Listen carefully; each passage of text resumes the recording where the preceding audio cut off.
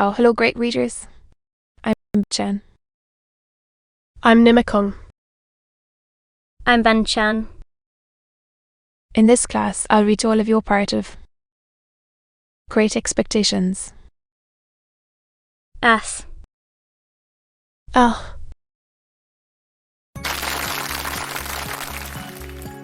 Great Expectations. Charles Dickens.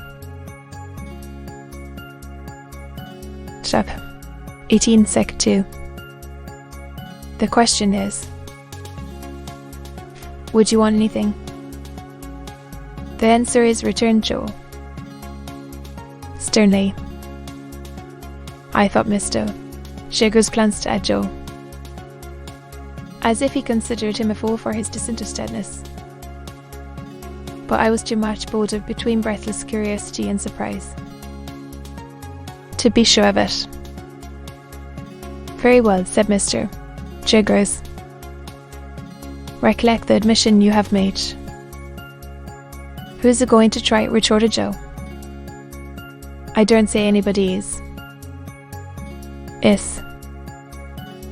Bear in mind then, that brag is a good dike, but hold fast is a better. Bear that in mind. Will you? Repeated Mr. Javers, shutting his eyes and nodding his head at Joe, as if he were forgiving him something. Anne, I return to this young fellow, and the communication I have got to make is. Joe and I gasped, and looked at one another. I am instructed to communicate to him, said Mr. Javers, throwing his finger at me sideways, that he will come into a handsome property. Further, that it is the desire of the present possessor of that property that he be immediately removed from his present sphere of life and from this place, and be brought up as a gentleman. In a word, my dream was out. My wild fancy was surpassed by super reality. Miss Havisham was going to make my fortune on a grand scale. And Mr. That pursued the layer. I address the rest of what I have to say to you. You are to understand. First, you always bear the name of Pip. You will have no objection, I dare say, to your great expectations being encumbered with that easy condition. What if you have any objection? My heart was beating so fast, and there was such a singing in my ears, that I could scarcely stammer I had no objection. I should think not. Now you are to understand. Secondly, Mr. In. That the name of the person who is your liberal benefactor remains a profound secret,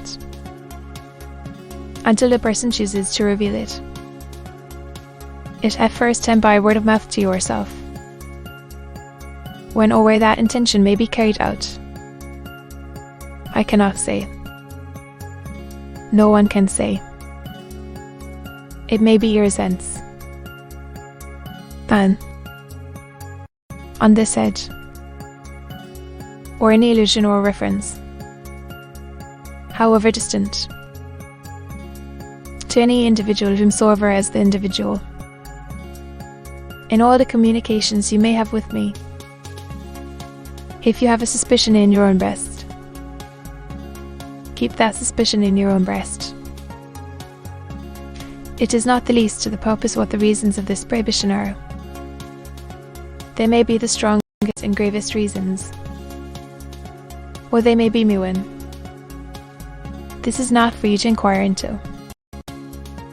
The condition is laid down. Your acceptance of it, and your observance of it as binding, is the only remaining condition that I am charged with. the person from whom I take my instructions, and for whom I am not otherwise responsible. That person is the person from whom you derive your expectations, and the secret is solely held by that person and by me.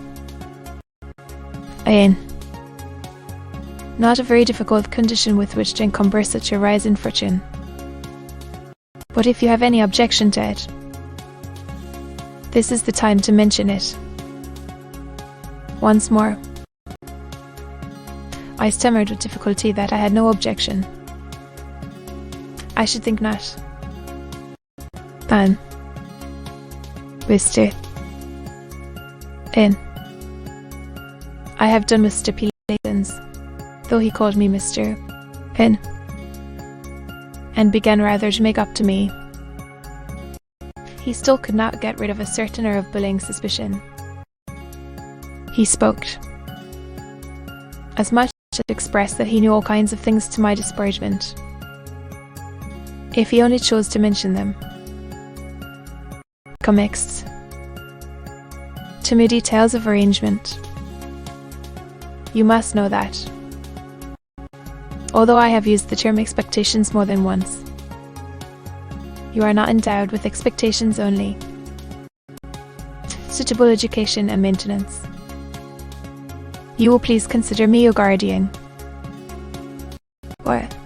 For I was going to thank him. I tell you at once, I am paid for my services, or I shouldn't render them. It is considered that you must be better educated, in accordance with your older position. I said I had always longed for it. Never mind what you have always longed for, Mr. Hip, he retorted. Keep to the record. If you long for it now, that's enough. Tutor. I stammered yes. That was it. Right. Then, your inclinations are to be consulted. I don't think that wise.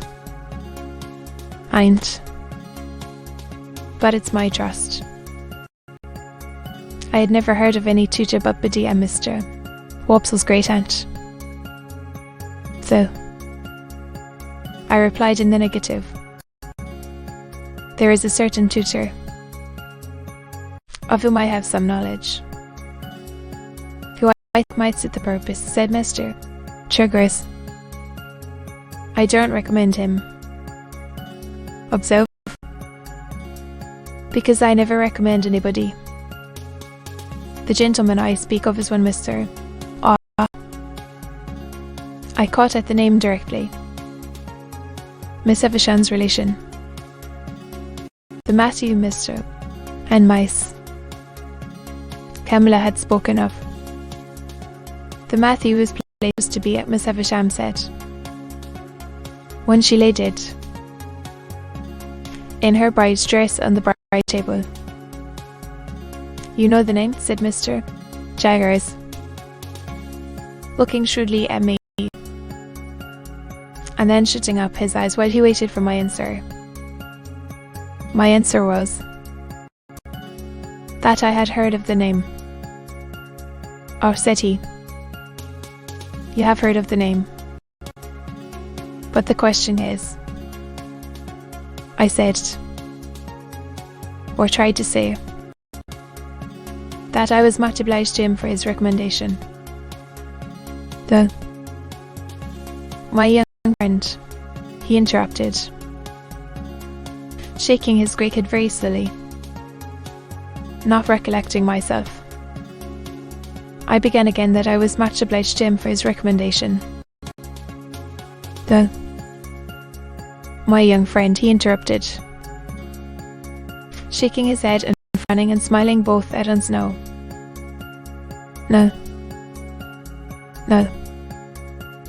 It's very well done, but it won't do. You are too young to fix me with it.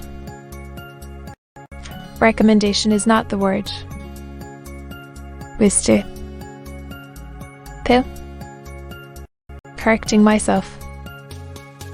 I say that I was much obliged to him for his mention of Mr. Matthew. Pocket.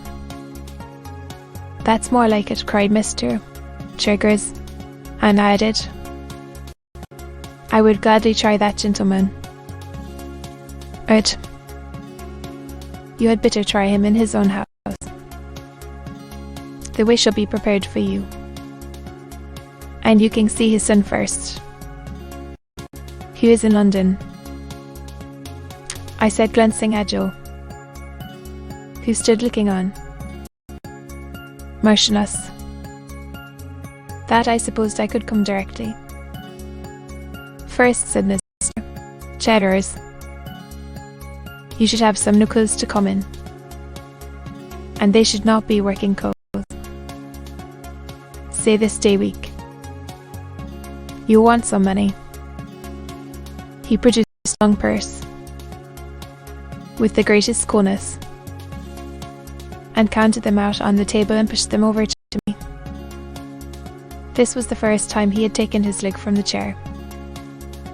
He sat astride of the chair when he had pushed the money over, and swinging his purse and eyeing Joe.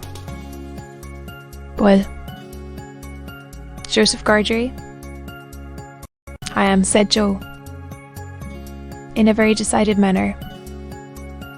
It was understood that you wanted nothing for yourself. It were understood, said Joe. And it are understood. But, said Mr. Jaggers, swinging his purse around, if it was in my instructions to make you a present. As compensation, what for? Joe demanded. Joe laid his hand upon my shoulder with the touch of a woman. I have often thought him since, like the steam hammer that can crush a man or pat an eggshell, in his combination of strength with gentleness. Pip is that hearty welcome, said Joe, to go free with his services, to honour him for it, as no words can tell him. O dear good Joe, whom I was so ready to leave and so unthankful to. I see you again, with your muscular blacksmith's arm before your eyes, and your broad chest heaving, and your voice dying away. O dear good faithful tender Joe, I feel the loving tremble of your hand upon my arm, as solemnly this day as if it had been the rustle of an angel's wing. What I encouraged Joe at the time. I was lost in the mazes of my future fortunes, and could not retrace the bypass we had trodden together. I begged Joe to be comforted, for as he said, we had ever been the best of friends, and as I said we ever would be so. Joe scooped his eyes with disengaged wrist, as if he were bent on gouging himself. To be continued.